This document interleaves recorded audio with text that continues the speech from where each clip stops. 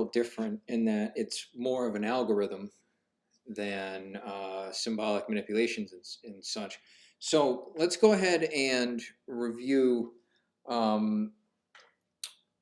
just a little bit about how we can use our tangent, or what a tangent line means, a little bit about slope, and let's consider this function f of x equals x squared. Actually, I've got it drawn below. I don't need to do that. All right. So here we go. Keep that there. All right, so here's the idea. If we want to find a minimum and we have a function that is concave up, all right, we have something that looks like this in the bigger picture. What we can do is pick an arbitrary starting point. Let's say, for example, 1. And we can draw a line tangent to the graph at that point. We notice that since this tells us about the rate of change, right, a slope of a tangent line at that point, we can use that to step. Imagine that you're standing inside of, here we are, we're standing inside of this. If we took a step, we would go down. That's kind of where our momentum is taking us. So let's step down this tangent line a little bit. Some amount, some step size. And then we're going to readjust and draw a new line based on the derivative at that new point. Okay, if we step back 0.1, then we'll draw a new line at that new value. Okay, we'll see how fast it's changing there. We'll take a step, readjust, and so on. And what should happen is that we should get down. Eventually, we'll take some steps and we'll end up down here at the bottom. One way that we'll know we're at the bottom is because these points, they stop differing from one another much, right? You don't feel that downward step anymore. Okay, so that's the idea for this algorithm. And again, it's pretty straightforward in that all we need is this slope at this point and a starting place. So what we'll do is we'll figure out where we go next based on where we just were. And we want to go, in this case, because we're descending, we want to go in the negative direction of the slope. So minus that slope. But remember, the slope is in a unit, 1 unit. So our steps would all be 1 unit. Maybe we want to take a smaller step, so we can just multiply this by some step size.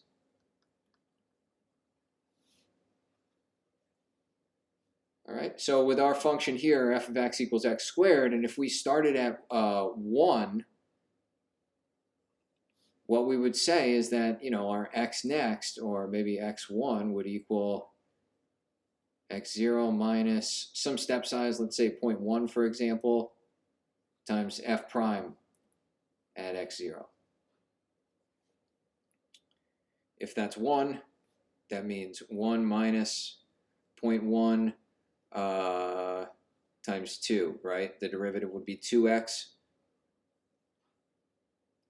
So we end up at 0.8. And then we readjust. Here we are, we've come down to 0.8. We go back, we say, okay, our x2, that's going to be that 0.8 minus 0.1 times the derivative at whatever that new point is, which is just going to be this point minus that step size. Okay, that's it. So 0.9. All right, so now we have, okay, that's 0.8. The derivative 2 times x at 0.9 is 1.8 times, so this would go to 0.62, I think. I don't know. I'm not good at subtraction. Something like that. But that's the idea. And we just continue until these values don't change much. Like once there's not much difference from one step to the next. Okay, next up is we want to do that actually in Python. So,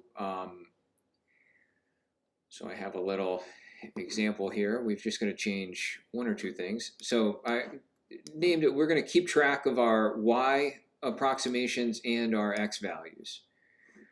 We have a step size. We also are going to test for whether or not that Y value has converged. Okay, we're just going to see if the successive Y values differ by this amount epsilon. And we're going to iterate, I don't need to do 200,000 or whatever, but we'll start with just 20 iterations. And each time we're going to, this will grab the last value of the last approximation of your Y value. This plugs that into the derivative, and actually I need this to be not Y, but the previous X value. Okay, and then times the step size. And there's the meat of it. And then after that, we just pop that value on to this list. We step in the X direction and keep track of that value. All right, and then we compare. We say, okay, is the new Y value more than epsilon different from the previous one? If it is, we'll keep going. If it's not, we'll stop. So let's see here. If we run this, all right, with these settings, with a step size of 0.5 and with 20 iterations, it looks like that after 18, we ended up at an X value of 0.05, and our Y is negative 0.04. Now we know that that minimum is 0 at X equals 0, and if we follow if we trace